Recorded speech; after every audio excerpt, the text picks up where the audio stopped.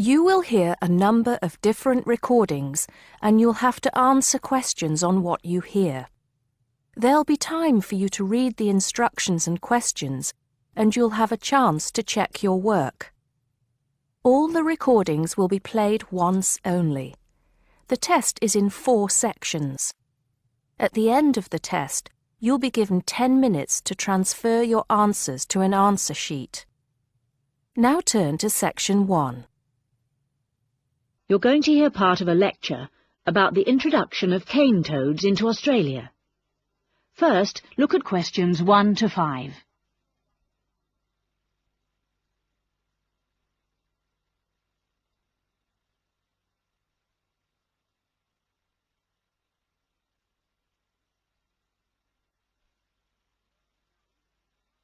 Now listen and answer questions 1 to 5.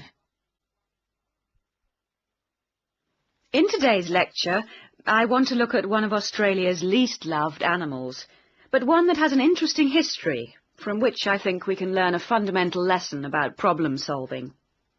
While Australia is famous for its many wonderful native animals, in particular the kangaroo and the koala, it also has some less attractive animals, many of which were actually brought to Australia in the 19th and 20th centuries. Perhaps the most well-known introduced animal is the rabbit, brought originally by the early settlers as a source of food. Another animal to be introduced by the settlers was the fox, for the purpose of sport in the form of fox hunting. But perhaps the most unusual animal ever brought here was the cane toad. Here's a picture of one. It's a large and, some people would say, very ugly species of toad, and was deliberately imported to this country by the sugarcane farmers in 1935 to eradicate the beetle which kills the sugarcane plant. The cane beetle is the natural enemy of the sugarcane plant. It lives in the cane and drops its eggs onto the ground around the base of the plant. The eggs develop into grubs, and then the grub eats the roots of the cane, resulting in the death of the plant. In the mid-30s, there was a serious outbreak of cane beetle, and the farmers became desperate to get rid of the pest which was ruining their livelihood. Now you have some time to look at questions 6 to 10.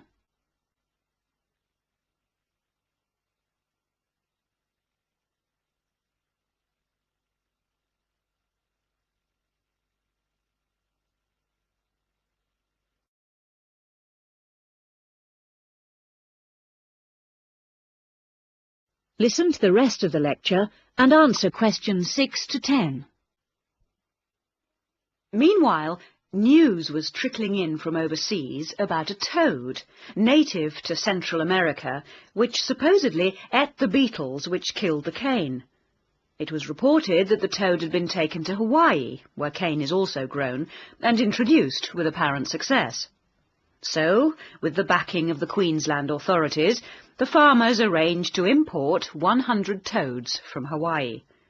The toads were then released into the cane fields to undertake the eradication of the cane beetle. As predicted, the toads started to breed successfully, and within a very short time their numbers had swollen. But there was one serious problem. It turned out that cane toads do not eat cane beetles. And the reason for this is that toads live on insects that are found on the ground, and the cane beetle lives at the top of the cane plant, well out of reach of the toads. In fact, they never come into contact with each other. Now you may well ask, how did this terrible mistake ever happen? And the reason is quite simply that the farmers were desperate to find a way of ridding their fields of the cane beetle, and so they accepted the reports that had been written without ever doing their own research. And the added irony is that in 1947, just 12 years later, an effective pesticide was developed which kills the beetle, thereby ensuring the survival of the sugarcane industry to this day. Meanwhile, much of tropical northeast Australia is infested with the cane toad, which serves no purpose whatsoever, and experts claim that the toad is spreading south in plague proportions. Now, as agricultural scientists, we have to ask ourselves, what lessons are to be learned from this tale? And I can think of 3 main points. Firstly, one should never rely on claims which are not backed up by evidence, i.e., in this case, evidence that the cane toad actually eats the grub of the cane beetle and thereby kills the pest. Secondly, we should look very carefully at possible effects of introducing any living species into a new environment. And lastly, one should not allow one's decision-making to be influenced by a sense of desperation, which may cloud the issue. In other words, one should always seek objective advice.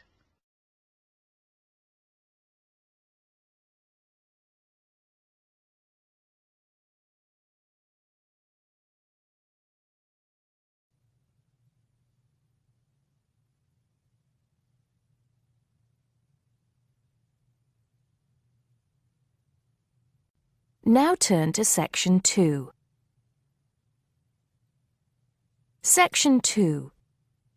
You'll hear a man giving information to a group of new university students. First, you have some time to look at questions 11 to 15.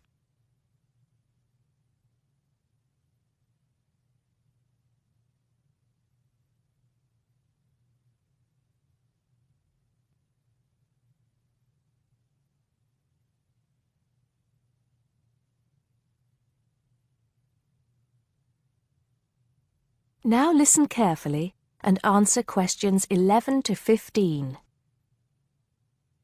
Good morning, University of Radstock students, and thank you for coming out today. As some of you may already know, my name is Scott Barnes, and I am the director of the Student Services Office here at the university. I'm here today to give you some information about what Student Services has to offer you. To begin with, let me just say that I feel that our office will play an important role in the way that all of you will experience your time here at Radstock as students. Primarily, our center is geared towards providing answers to any questions you may have. Because all of our reception staff are currently enrolled as students at Radstock, we feel that we're in an excellent position to deal with any issues you may face during your time here at the university. As I said earlier, the Student Services Office is mainly a place where you can have your queries answered. However, the office is more than that. For example, if you come and visit us, you can pick up your student discount cards. Now, with these cards, which come at no additional cost to you, you can take advantage of reductions of up to 40% on all forms of public transport in the city. In addition, the cards are honored at many shops and restaurants in the area, giving you the chance to save up to 35% off food, beverages, and other purchases. Our office is also the place you should visit if you would like to get involved in any of the 30 different clubs and societies available at Radstock. Come in any time between 10 and 3 on weekdays, and sign up to become a member of the university choir or orchestra, the drama or debating club, the university trivia team. The list goes on and on. For new students, I cannot stress enough how vital it is to participate in the non-academic side of university life. Yes, we are here to work hard and do our best at our studies, but student life is also about having fun and meeting like-minded people. So, bearing that in mind, make sure that you get involved and enjoy yourselves. Before you hear the rest of the talk, you have some time to look at questions 16 to 20.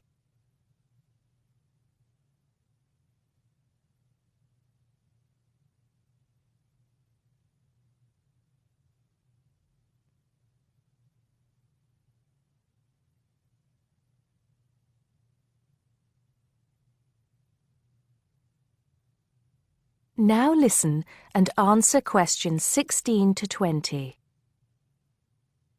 Moving along, I'd now like to talk to you about another very important service that our office provides, and that is counseling.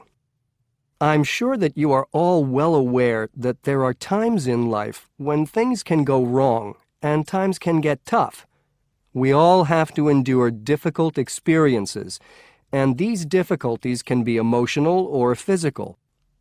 Whatever the case may be, talking with an experienced counselor can help you through the trying times.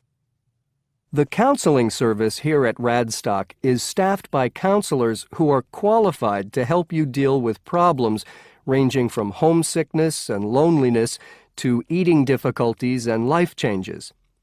To see a counselor, we recommend that you first visit our drop-in center. We run drop-in sessions on a daily basis from 9:30 a.m. to 2:30 p.m., and to reserve one of these sessions, you can telephone the counseling service on 121-5648-3907 on the day you wish to visit. Or, if you prefer, you can come into the Student Services office anytime after 8:30 a.m. and complete a booking form. If it should happen that you need to cancel your appointment for the drop-in session, we would request that you contact the counseling service as soon as possible to let them know. Drop-in sessions can be as short as 20 minutes, but it's more usual for them to take about 45 minutes. During that time, you will be asked some questions to clarify your situation, and a decision will be made as to what further action, if any, should be taken. After your session, several things may happen. Firstly, you may be referred to one of the university's counselors for further counseling, which normally consists of another 8 sessions. Secondly, you may be asked to visit another source of help within the university. Or finally, you may be referred to an external organization. Whatever course of action might be taken, you may rest assured that what goes on in these sessions is treated in strict confidence. I'd also like to mention that the counseling service runs numerous workshops on the campus every year. The focus of these workshops tends to be on personal development, and past topics have included motivation, self-identity, and impression management. There is no fee charged for these workshops, and if you require more information, feel free to contact us at stuser@acadia.co.uk. That is the end of Section 2. You now have half a minute to check your answers.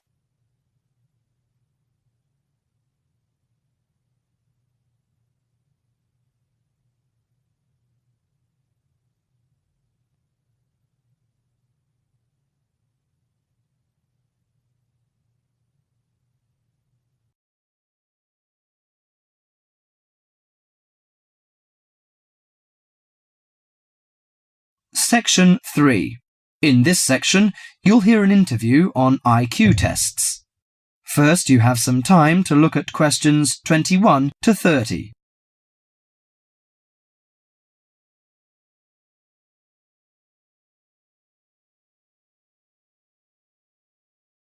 Now listen carefully to the interview and answer questions 21 to 30. Mrs. Kellerman, a specialist in child psychology, is interviewed by Bridget. Mrs. Kellerman, why is it that some children perform much better than others at school? Obviously, it can't be denied that certain children are brighter than others, but it's not as simple as that. A lot of emphasis is placed on intelligence measured by tests, so-called IQ tests, which only measure certain types of intelligence, such as basically linguistic and numerical skills, or reading and mathematics to put it plainly, which is unfortunate because some children are bound to suffer. A good example was a friend of mine's son who was kept out of the top class at school because of his average IQ. That's around 100. His father, though he had no idea his son was going to be an architect, always said he was a clever child. Apparently, he was able to picture things in his mind and draw accurately at a very early age. The point is that his university life might not have been so difficult if his ability had been recognized sooner.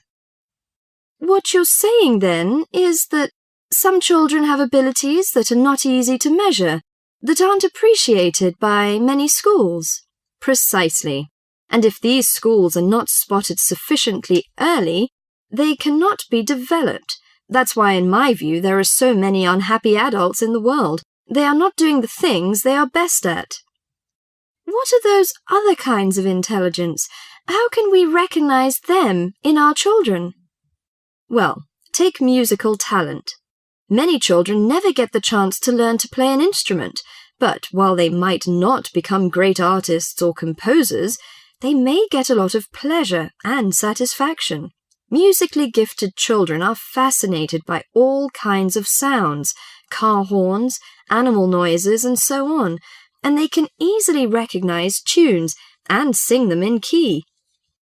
How can a parent encourage them?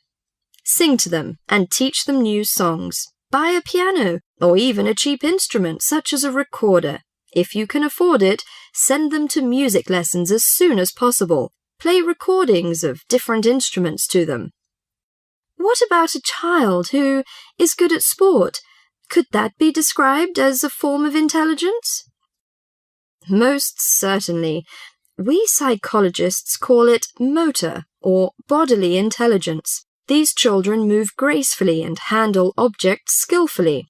A child who finds it easy to take things apart and use various tools may well become an engineer with the right encouragement. We should give them models to make and take them to science museums. However, unless these children are also good with words and numbers, they will probably not do well in school examinations. Is there anything a parent can do to help in this case? Yes, it may be worth spending money on private lessons, but, hardly anyone is good at everything. In my opinion, a child should be judged on his individual talents. After all, being happy in life is putting your skills to good use, no matter what they are. That is the end of section 3.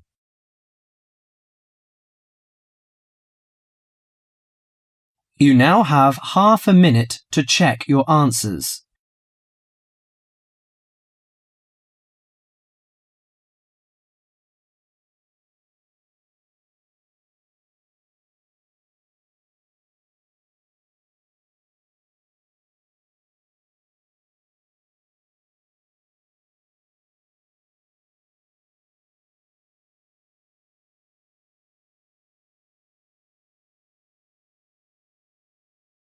Section 4.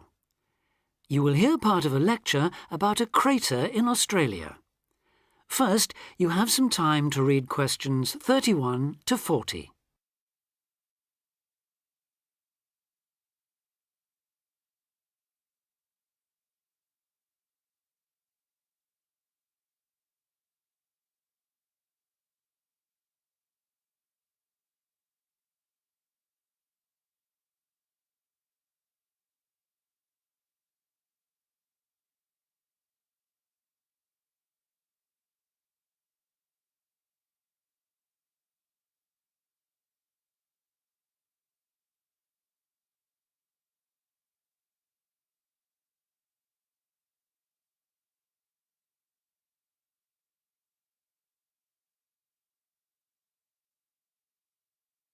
Now listen carefully and answer questions 31 to 40. Lake Acraman in South Australia is Armageddon for the purist. No other meteorite impact on Earth has stamped the surrounding rocks with such an abiding, unequivocal geological record of collision, earthquake, wind, fire and tsunami, the giant waves formed by major Earth movements. The story it tells is elemental, without dying dinosaurs or even Bruce Willis to complicate its simple message of destruction. First, the numbers. About 590 million years ago, a rocky meteorite more than 4 kilometres across and travelling at around 90,000 kilometres an hour slammed into an area of red volcanic rock about 430 kilometres northwest of Adelaide. Within seconds, the meteorite vaporised in a ball of fire, carving out a crater about 4 kilometres deep and 40 kilometres in diameter, and spawning earthquakes fierce enough to raise 100-metre-height tsunamis in a shallow sea 300 kilometres away. Ancient, stable and unglaciated, the bedrock of Australia preserves some of the most photogenic impact craters in the world. Acraman is not one of them. 500 million years of erosion has taken its toll. A salt pan surrounded by low hills is all that remains to mark the site of the cataclysm. The true nature of the place dawned on geologist George Williams of Adelaide University in 1979. Gazing at a sheaf of newly acquired satellite images, he saw the small circular shape of Lake Acraman surrounded by a ring of faults and low scarps 40 kilometres across, and an outer ring twice this size. A year later, he made it to the site.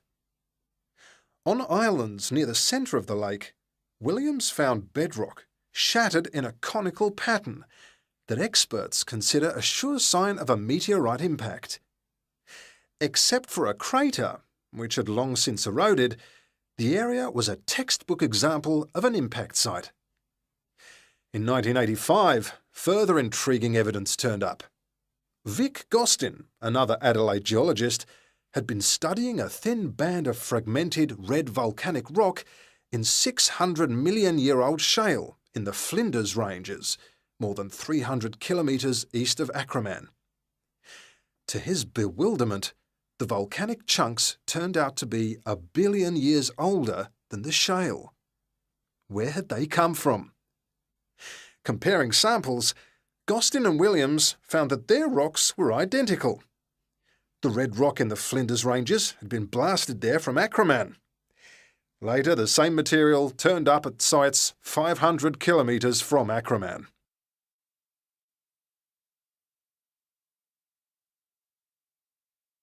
Everywhere, the bands of fragments showed the same structure.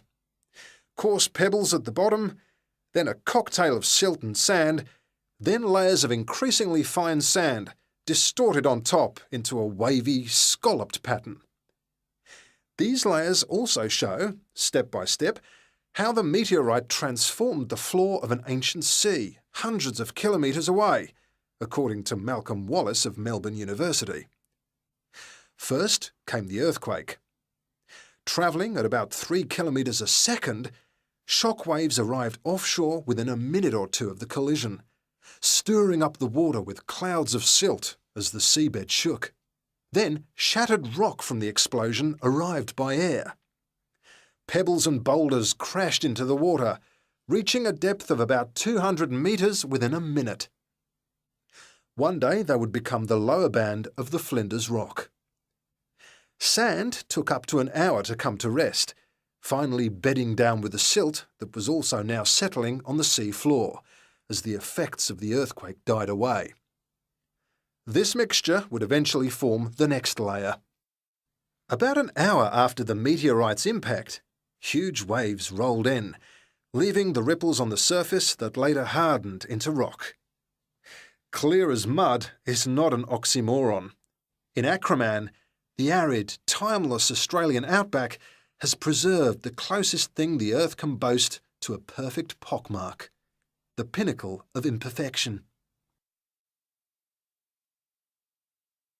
That is the end of Test 4.